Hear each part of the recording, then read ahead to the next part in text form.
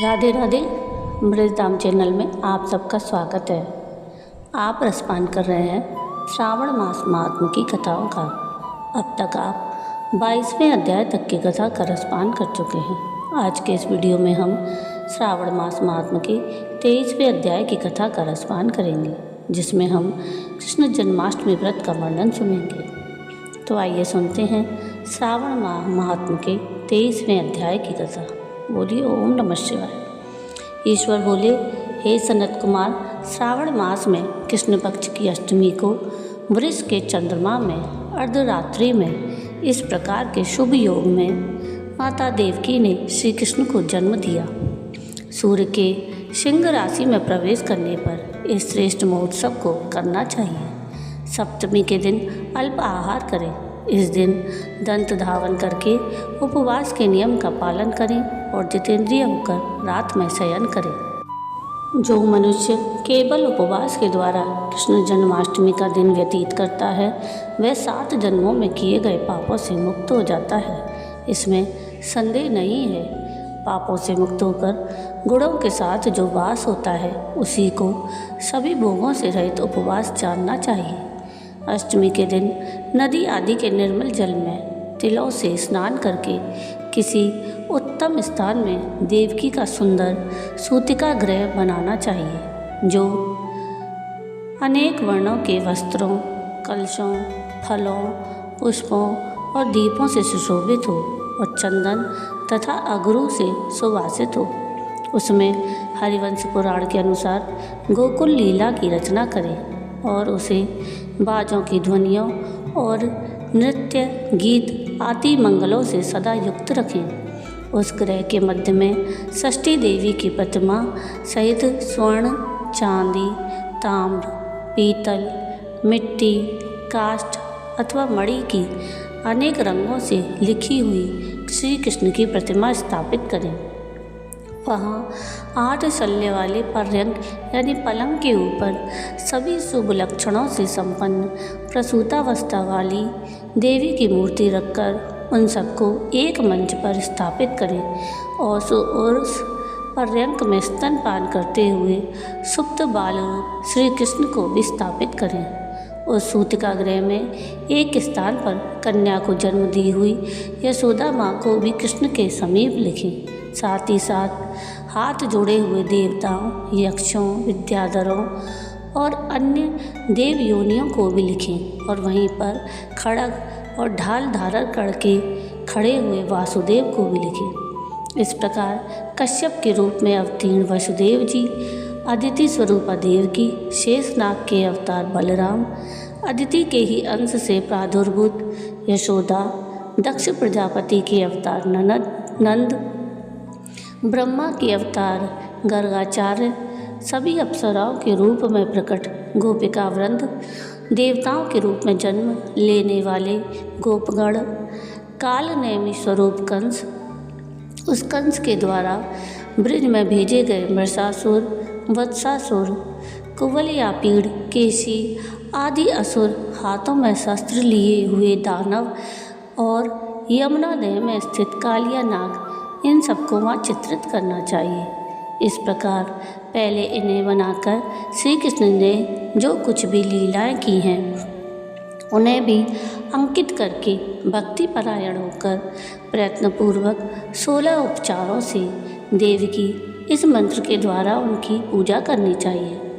वेणु और वीणा की ध्वनि के द्वारा गान करते हुए प्रधान किन्नरों से निरंतर जिनकी स्तुति की जाती है, हाथों में मृगारी, दर्पण, दूर्वा, दधि कलश लिए हुए किन्नर जिनकी सेवा कर रहे हैं, जो शैया के ऊपर सुंदर आसन पर भली भांति विराजमान हैं, जो अत्यंत प्रसन्न मुखमंडल वाली हैं और पुत्र से शोभायमान हैं, वे देवताओं की माता और विजय सुतसुता देवी देवकी अपने पति वासुदेव सहित सुशोभित हो रही हैं।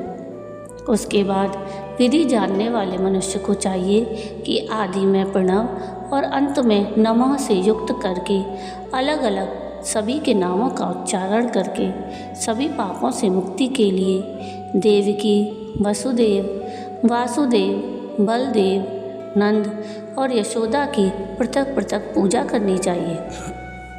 उसके बाद चंद्रमा के उदय होने पर श्री हरि का स्मरण करते हुए चंद्रमा को अर्घ्य प्रदान करें।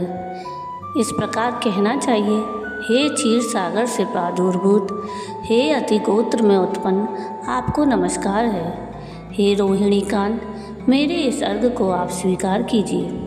देवकी के साथ वासुदेव, नंद के साथ यशोदा, रोहिणी के साथ चंद्रमा और श्री कृष्ण के साथ बलराम की विधिवत पूजा करके मनुष्य कौन सी परम दुर्लभ वस्तु को नहीं प्राप्त कर सकता है।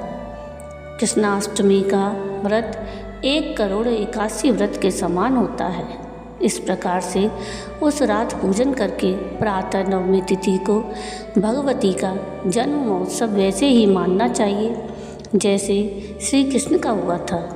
उसके बाद भक्तिपूर्वक ब्राह्मणों को भोजन कराना चाहिए और उन्हें जो जो अभीष्ट हो गौ, धन आदि प्रदान करना चाहिए। उस समय यह कहना चाहिए, श्री कृष्ण मेरे ऊपर प्रसन्न हो। गौ और ब्राह्मण का हित करने वाले आप वासुदेव को नमस्कार है। शांति हो, कल्याण हो, ऐसा कहकर उनका विसर्जन कर देना चाहिए। उसके बाद मौन होकर बंधु बांधवों के साथ भोजन करना चाहिए। इस प्रकार जो प्रत्येक वर्ष विधान पूर्वक कृष्ण और भगवती का जन्म महोत्सव मनाता है वह यथोक्त फल प्राप्त करता है। उसे पुत्र, संतान, आरोग्य और अतुल सौभाग्य प्राप्त होता है। वह इस लोक में धार्मिक बुद्धि वाला होकर मृत्यु के बाद वैकुंठ लोक को जाता है। हे सनत कुमार, अब इसके उद्यापन का वर्णन करूँगा। इसे किसी पुण्य दिन में विधि पूर्वक करें। एक दिन पूर्व एक बार भोजन करें और रात में हृदय में विष्णु का स्मरण करते हुए शयन करें। इसके बाद प्रातःकाल संध्या आदि कृत्य संपन्न करके ब्राह्मणों स्वस्ति वाचन कराएं और आचार्य का वरण करके ऋतवजों की पूजा करें। इसके बाद वित्त 60 से रहित होकर एक पल अथवा उसके आधे अथवा उसके भी आधे पल स्वर्ण की प्रतिमा बनवानी चाहिए और इसके बाद रचित मंडप में मंडल के भीतर ब्रह्मा आदि देवताओं की स्थापना करें। इसके बाद वहाँ तांबे अथवा मिट्टी का एक घट स्थापित करें और उसके ऊपर चांदी या बांस का एक पात्र रखें। उसमें गोविंद की प्रतिमा रखकर वस्त्र से आच्छादित करके व्यक्ति 16 उपचारों से वैदिक और तांत्रिक मंत्रों के द्वारा विधिवत पूजन करें। इसके बाद शंख में पुष्प, फल, चंदन और नारिकेल फल सहित शुद्ध जल लेकर पृथ्वी पर घुटने टेककर यह कहते हुए देवकी सहित भगवान श्री कृष्ण को अर्घ्य प्रदान करें। कंस के वध के लिए, पृथ्वी का भार उतारने के लिए, कौरवों के विनाश के लिए और दैत्यों के संहार के लिए आपने अवतार लिया है। हे हरि, मेरे द्वारा प्रदत्त इस अर्घ्य को आप देवकी सहित ग्रहण करें। इसके बाद बुद्धिमान को चाहिए कि चंद्रमा को पूर्वोक्त विधि से अर्घ्य प्रदान करें। उन्हें भगवान से प्रार्थना करें, हे जगन्नाथ, हे देवकी पुत्र, हे प्रभु, हे वासुदेव पुत्र, हे अनंत, आपको नमस्कार है। भवसागर से मेरी रक्षा कीजिए। इस प्रकार देवेश्वर से प्रार्थना करके रात्रि में जागरण करना चाहिए।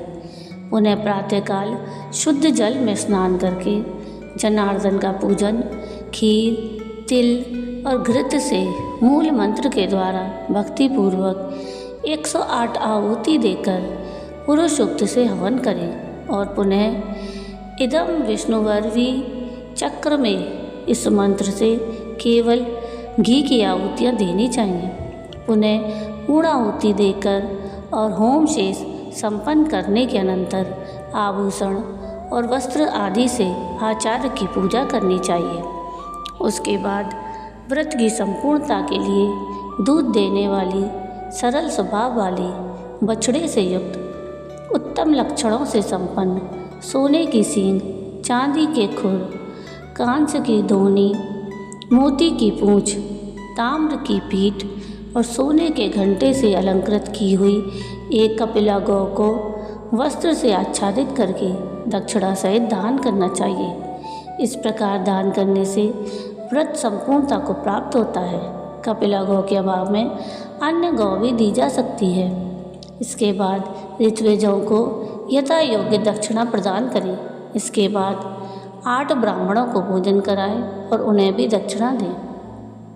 पुनः सावधान होकर जल से परिपूर्ण कलश ब्राह्मणों को प्रदान करें और उनसे आज्ञा लेकर अपने बंधुओं के साथ भोजन करें। हे ब्रह्मपुत्र, इस प्रकार व्रत का उद्यापन कृत्य करने पर वह बुद्धिमान मनुष्य उसी क्षण पाप रहित हो जाता है और पुत्र पौत्र से युक्त तथा धन धान्य से संपन्न होकर बहुत समय तक सुखों का उपभोग करके अंत में वैकुंठ को प्राप्त करता है।